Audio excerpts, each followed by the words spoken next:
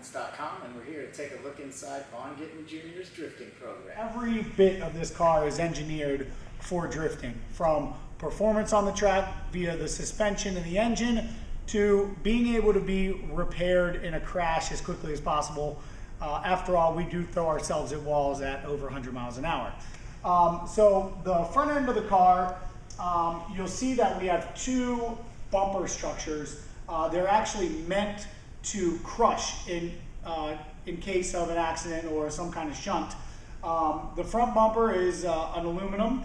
The second structure is a little bit stronger, thicker aluminum in a box setup, and then that bolts onto our actual frame. The design behind that is so that if you get in a shunt, the front bumper will collapse, and if it gets hard enough, then the second substructure will collapse and hopefully not affecting the actual frame, because these unibodies are obviously very expensive to prep and build.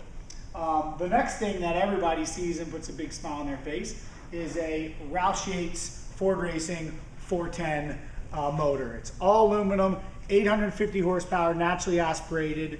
It is, of course, fuel injected and controlled by a Motec computer. Obviously, you see some bracing in the front end, pretty obvious what that's for. If you get up here under the car, you can see we have an adjustable sway bar. Definitely different than a factory bar. This is more of what you would see like on a dirt track car. Very easy for us to adjust and make changes to.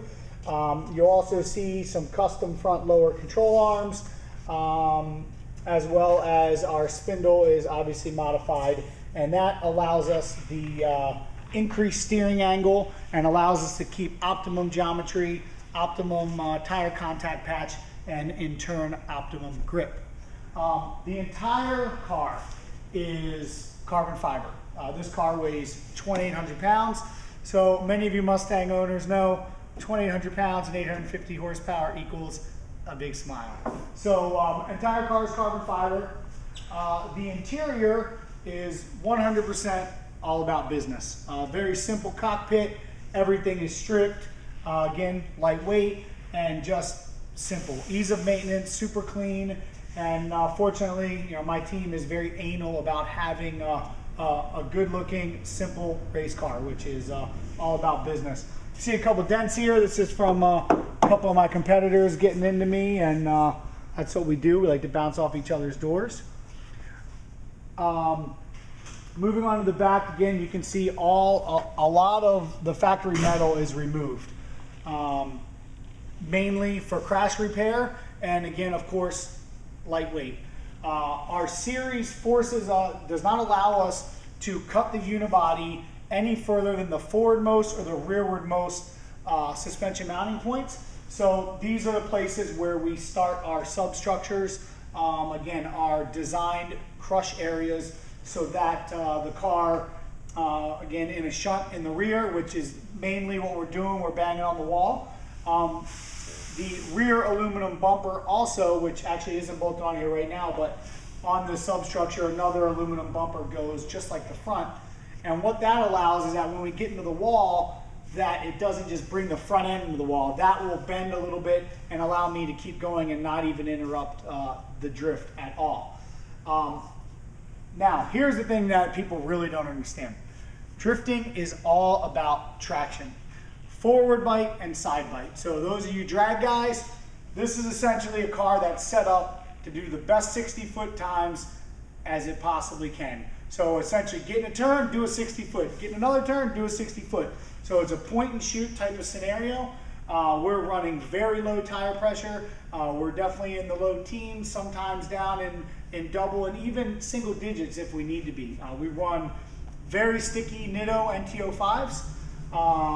These things grip like crazy, and throughout the entire weekend, we're finding the optimal amount of forward bite and the optimal amount of side bite in which the car can be controlled, but also go as fast as possible as soon as I pick up the throttle. We're not timed, but speed is extremely important in drifting.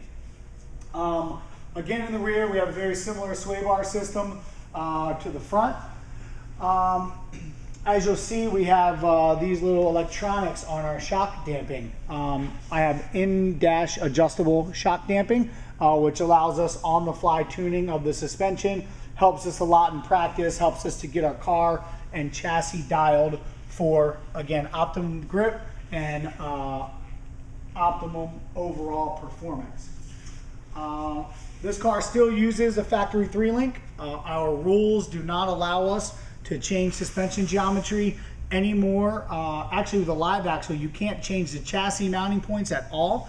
You can only change the axle mounting points. So very similar to what drag guys do. You know, we lower the links on the axle and get that forward bite, and you know, we run a pretty steep pinion angle again for when we're on throttle. Everything is nice and set. So that's really it. You know, we run a 4-speed dog box. We have a Exity racing clutch, 4-speed dog box similar to NASCAR. And if you look at the, it's hard to see, but we have a quick change rear end in there. And that rear end is basically for, so we can change our gears within a couple minutes just to get, you know, this motor has plenty of power, but we obviously want it to be in the torque band at all times.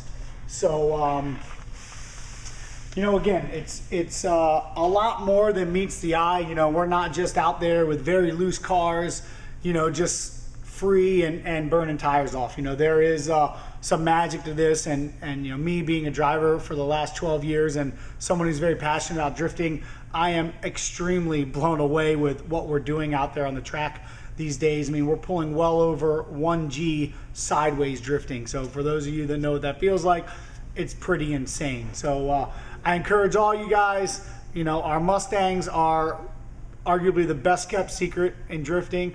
I urge some of you guys to go out, have a little bit of fun, go to a local day, because your car is actually amazing at it, even in stock form. And most people I've gotten to go try it get hooked, so start saving the tire money.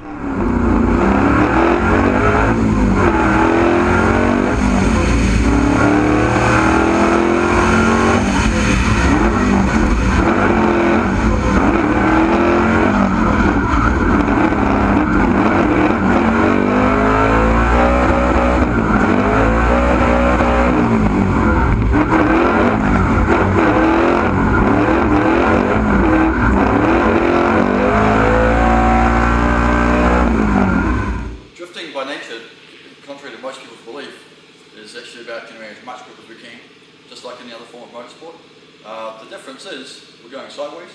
So in a normal road race car, we're normally focused on the fine balance between understeer and oversteer, entering or exiting the corner. Usually we're trying to overcome understeer getting into the corner, hopefully, and oversteer on the way out. Obviously we're oversteering the car the whole time. So the balance of the car, the way the chassis stuff is completely different. We do our best to separate the difference between forward bite and lateral grip, side to side grip. So the normal way we head is to add a lot of forward bite, which helps us generate the speed, especially driving off the corner. And then balance the chassis balance in the car, even though it's going sideways, by increasing or decreasing the lateral grip or the side bite, especially in the rear of the car. So our goal is to create a lot of side bite in the front of the car, because we don't want the front tires to slip sideways. As much forward bite as possible with the rear wheels, and use the horsepower and torque that we have to go forward, and then control the attitude of the car with the amount of side bite in the rear of the car. And that's done the same way as in any other motorsport. You know.